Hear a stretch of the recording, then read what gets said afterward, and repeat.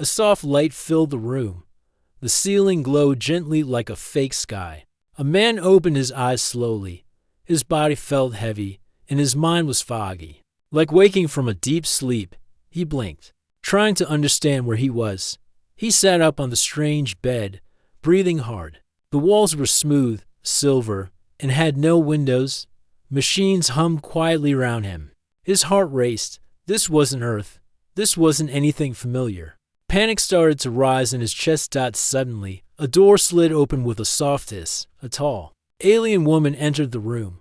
Her skin was a soft blue, her eyes large and silver, glowing slightly. She wore a long, flowing outfit made from thin white fabric. Her steps were calm, like she had done this 1,000 times before.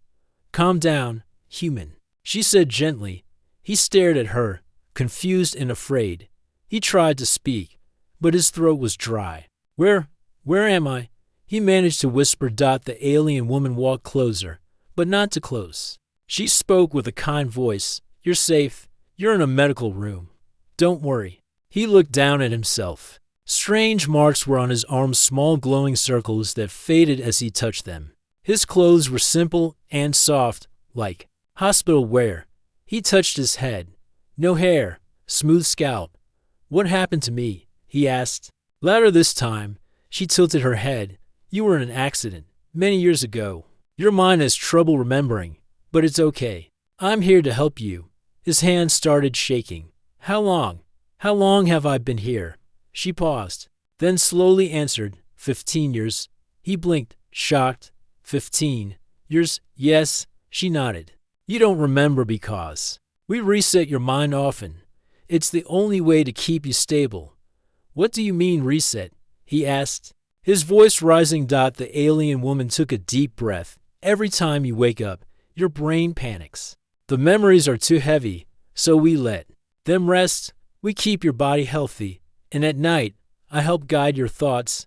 He stood up, backing away. "You've been doing something to me every night." She didn't look angry or guilty. "Just tired, yes? Calming your mind, helping you sleep. We use a process one that links emotions to memory. Without it, you would forget how to even speak." He felt dizzy. This was too much. "I don't even know who I am." She looked at him softly. "You always say that." He froze. Those words felt real. They echoed in his mind like they'd been said many times. "What's my name?" "We haven't told you yet." She said, "We wait until you ask on your own." "And you just did." He frowned. "So tell me." She nodded. "Your name is Carter. You were part of a space mission. Your ship was caught in an explosion. You were the only survivor." He sat back down, staring at the floor. Carter.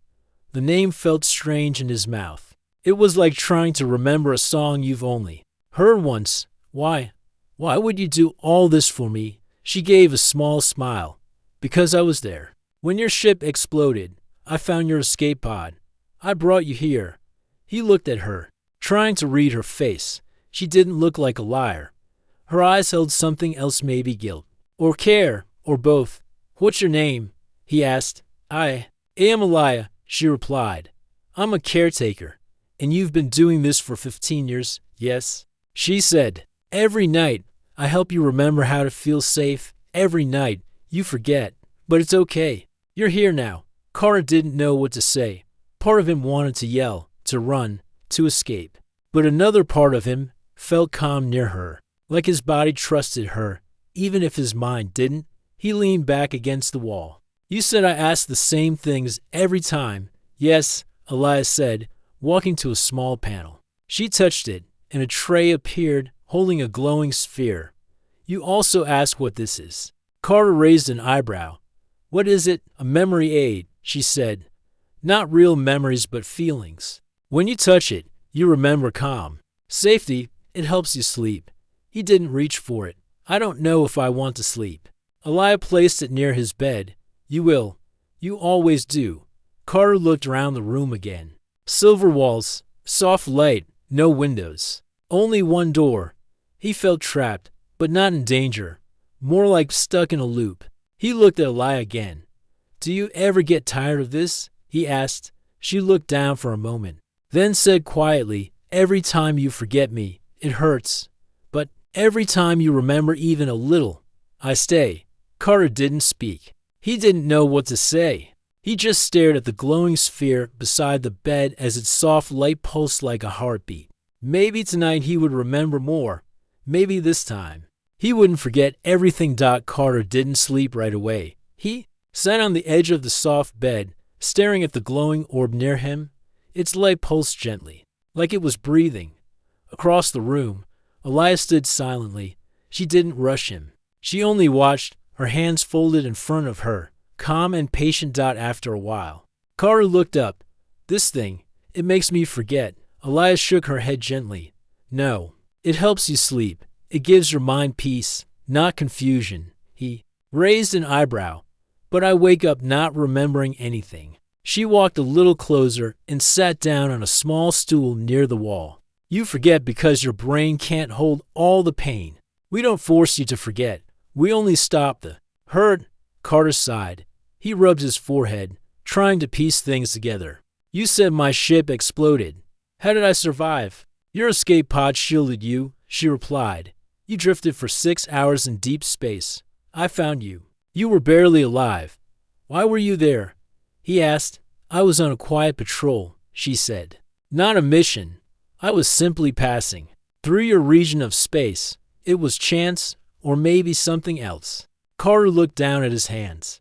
The strange circular marks on his arms had faded now, but he could still feel them, like ghosts under his skin. So you brought me here? Yes. Your body needed repairs. Your mind needed rest. We used every method we had to keep you alive. He leaned back slowly. You keep saying we. Is there someone else here? Elia looked down for a moment before shaking her head. There were others at first, researchers, healers, but over the years, they left. I stayed. 15 years, Carter whispered. You stayed alone. With you, she said softly. The room fell quiet again. The humming machines gave off a steady. Ship glided smoothly through the quiet depths of space. The crew of the Iron Wind was tired but proud. After their latest victory, there was a calm feeling. Like a storm had passed, but the sky was not yet clear. Ryan sat near the observation window, watching distant stars flicker. Sarava joined him quietly, her footsteps soft on the metal floor. She carried her armor differently now, less a shield, more a part of her. She sat beside him, looking out at the endless black. You have grown stronger, she said. Ryan smiled. Thanks to you. She turned to him, her eyes soft but steady. You have changed, human, from the boy who stumbled into my room to the warrior who stood in battle. He laughed softly. I still remember how terrified I was. Fear is natural, Sarava said, but what matters is what you do with it. Ryan looked at her. You once told me to stand strong when I looked at you. Now, I see you not just as a warrior, but as someone I trust. She paused, then, slowly, she removed a piece of her armor. A small, delicate pendant hung around her neck. She held it out to him. This is a symbol of trust among my people, she explained. To give it means you are part of the family. Ryan took it carefully, feeling its weight and meaning. I never expected this, he said. Neither did I, Sarava admitted. They sat together, the silence comfortable now. Later, the captain called a meeting. The crew gathered to celebrate their success and plan the next steps. Sarava stood before them and spoke clearly for the first time. We are stronger because we stand together, human and alien alike. Ryan has shown us the power of courage and learning. He is no longer just an engineer. He is one of us. The crew cheered. Ryan felt a warmth in his chest. After the meeting, Sarava found him again. There's more to our story, she said. We will face new challenges. But now, I know you will stand with me. He nodded, determined, together. He said. And so, under the endless stars, the human and the alien mercenary began a new chapter. No longer bound by mistakes or fear, they stood side by side, ready to face whatever the galaxy would throw at them. Their bond was built on respect, courage, and trust, a quiet but powerful alliance that promised hope in the darkest times. Rhythm, like a background song, Carter finally picked up the orb and held it in both hands. It was warm, gentle. Suddenly, calm washed over him, like a soft wave in his chest. His heart slowed. His shoulders relaxed. "Why does this feel so familiar?" he asked. "Because you've held it many times," she replied, "every night for 15 years. Carter blinked slowly. The orb's light reflected in his eyes. "Elia," he said, his voice quiet now. "Why do you care this much?" She smiled faintly. "At first, it was duty. Then, it became something else. I watched over you for so long. You stopped being a task. You became important." Carter looked at her closely. "Do you?" "Yes," she said without hesitation. He lowered the orb. "Do you talk to me every night?" "Yes," she replied.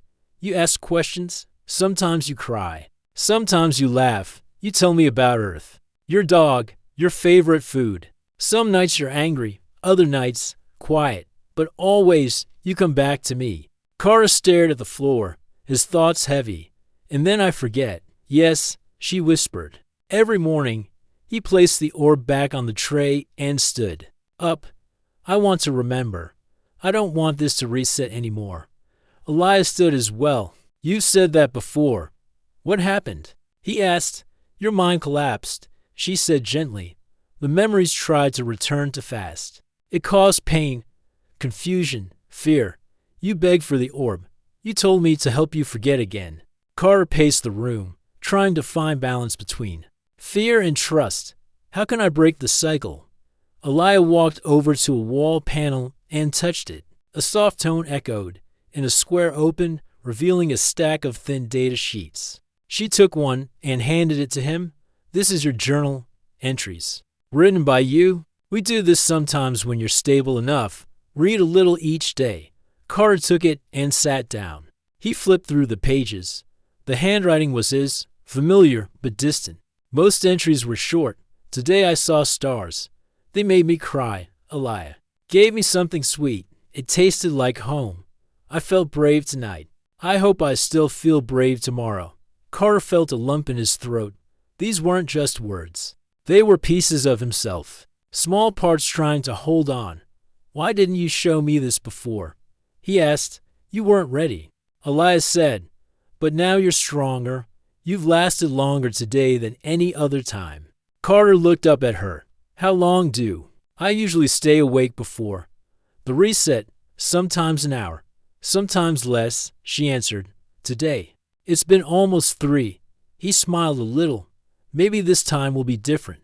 Elias stepped closer. "Maybe." He held the journal tightly. "I don't want to lose this again." "Then keep holding on," she said, "and I'll stay with you every step." Carter gave a small nod. He was scared, confused, and unsure of what tomorrow would bring. But for the first time in 15 years, he felt like he had a choice. Carter sat on the bed, holding the thin journal tightly. Each word he read felt like a drop of water in a dry place. They were his words, but he didn't remember writing them. Still, they felt true. They felt like small pieces of his soul, trying to reach him from the past. Elaya sat nearby, silent. She didn't rush him. Her silver eyes watched with quiet care, as if every page he turned mattered deeply to her. "This entry," Carter said, pointing to a page near the middle. "I wrote that I remembered a woman with brown hair and a soft voice. I think that was my mother." Elias smiled gently. "You always remember her first." He looked up. "I do. Yes, in many cycles, you talk about her. You say she made you warm soup when you were sick. That she hummed songs at night." Carter nodded slowly. "That sounds right." He stared at the words again, feeling something stir in his heart. "I want to remember more. Not just feelings. I want to remember my life." Elia looked down. "Then you must be careful. Too much memory, too fast, can hurt your mind. We have to go slowly." Carter frowned. "But if we go too slow, I might never be free from this." She said nothing. The silence between them was long and heavy. Suddenly, Carter stood. "I want to see outside." Elia blinked. "Outside?" "Yes," he said. "I want to see what's beyond this room. I need to know if I'm truly on a station or if I'm a prisoner." Her expression changed, a small flicker of sadness crossing her face. "You're not a prisoner. But all right, come with me." She led him to the door. It opened with a soft hiss, revealing a narrow hallway. The walls were silver and smooth, just like in the room. Lights ran along the floor, guiding the way.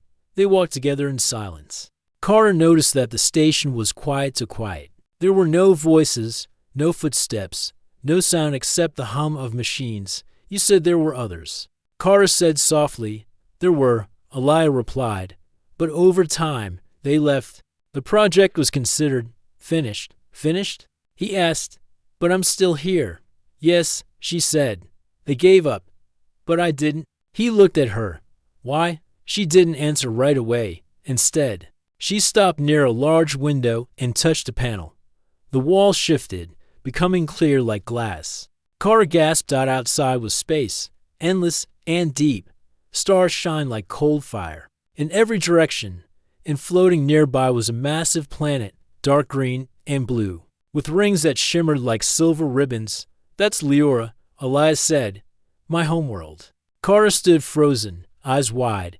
He had seen space before. He was part of a mission, after all, but this view still made his chest feel tight. It's beautiful. You always say that, she said, her voice low. He turned to her. How many times have I asked to see this view? Only 3, she answered.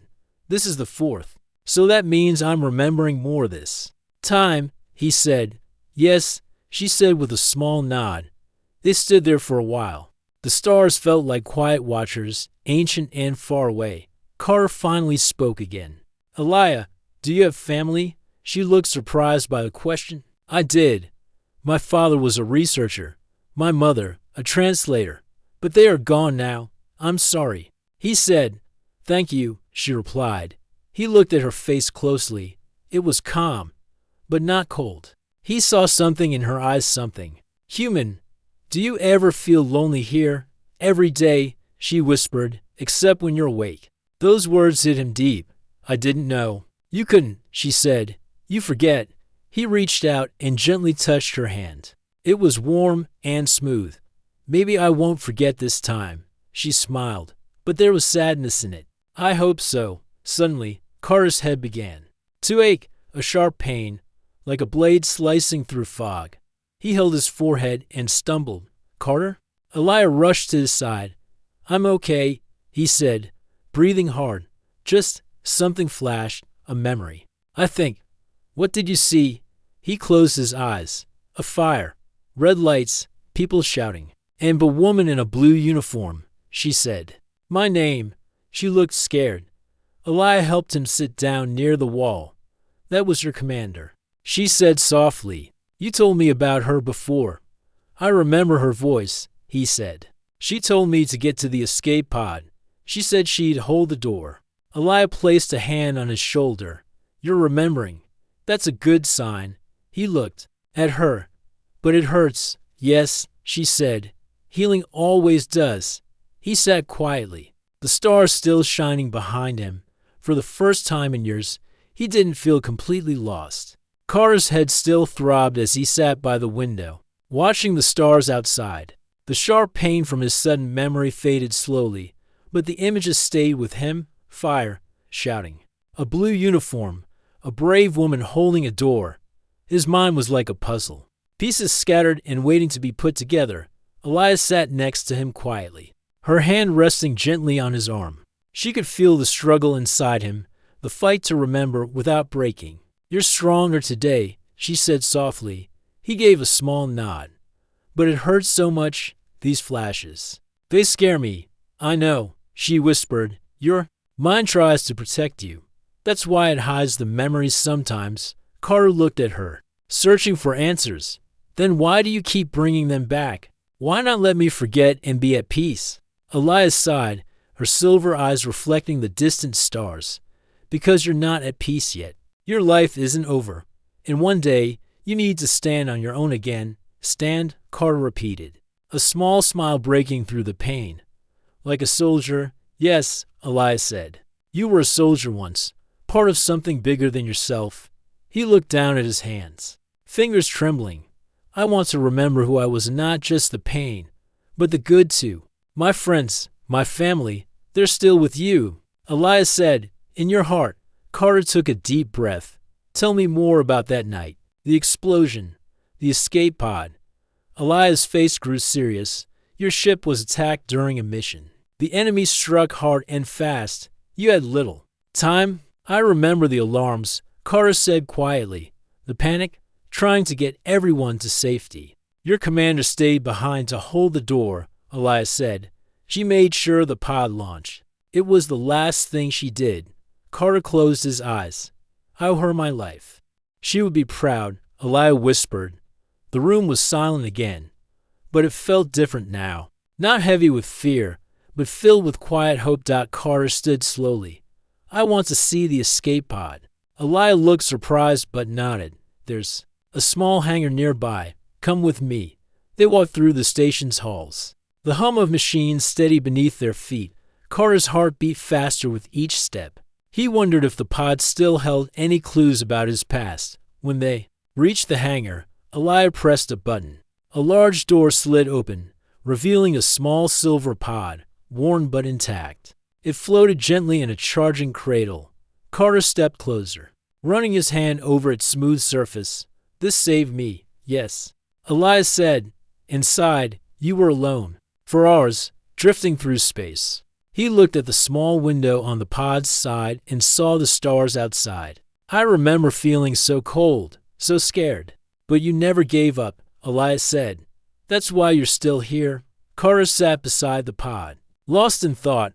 What happens next? Will I ever leave this place? Elias' eyes softened. When your mind is ready, you will. But for now, you need to heal. He nodded slowly. And what about the resets? The nights when I forget, those will continue, she said, until your memories can stay safe without causing harm. Carter looked at her, determination growing. Then help me stay awake longer.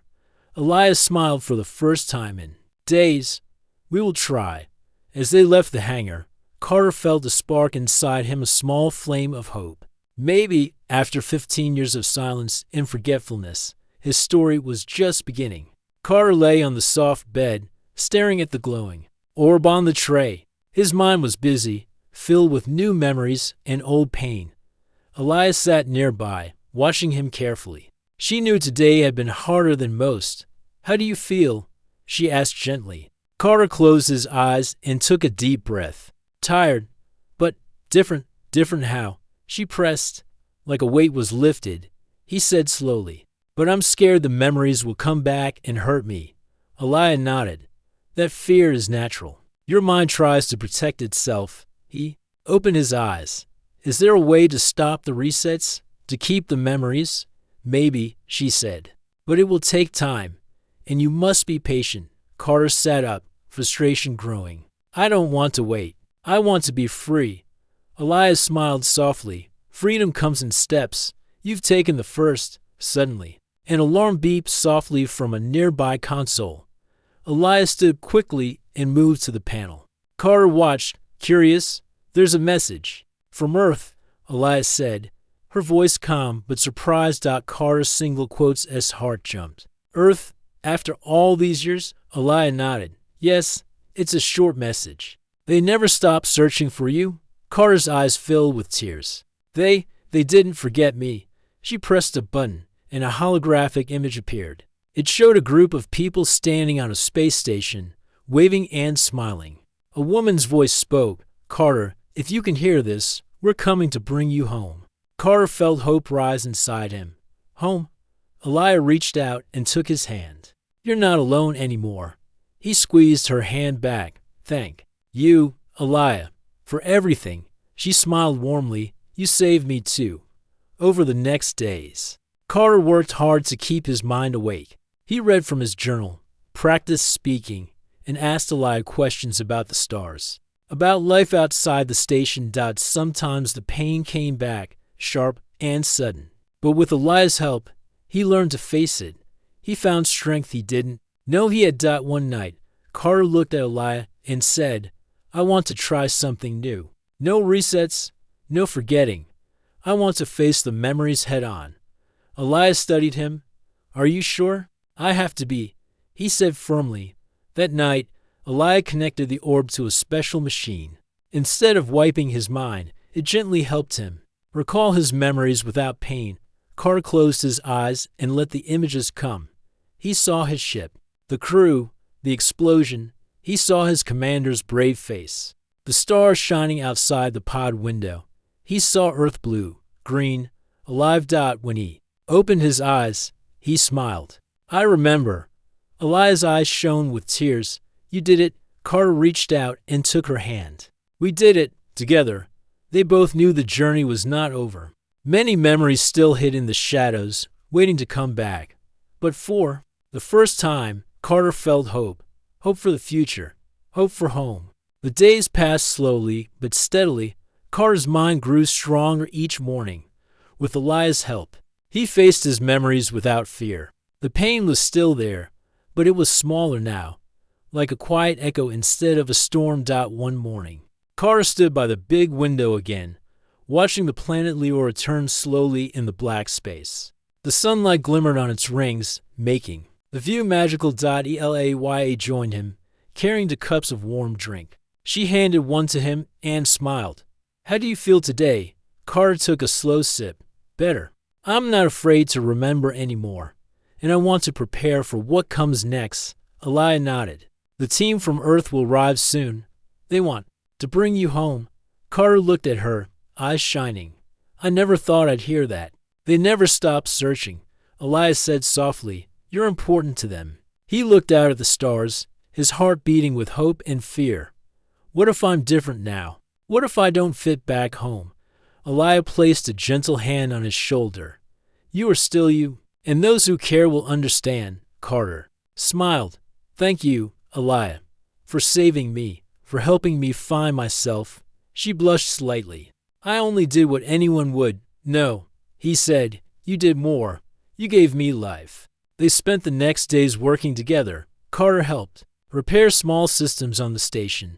He learned about alien technology, and Elaya learned about human ways. Their friendship grew deeper. One night, as they sat side by side, Carter asked Elaya, do you ever wonder what life would be like if we met under different stars? She looked at him thoughtfully. Sometimes, but I am glad we met here. Me too, he said, smiling.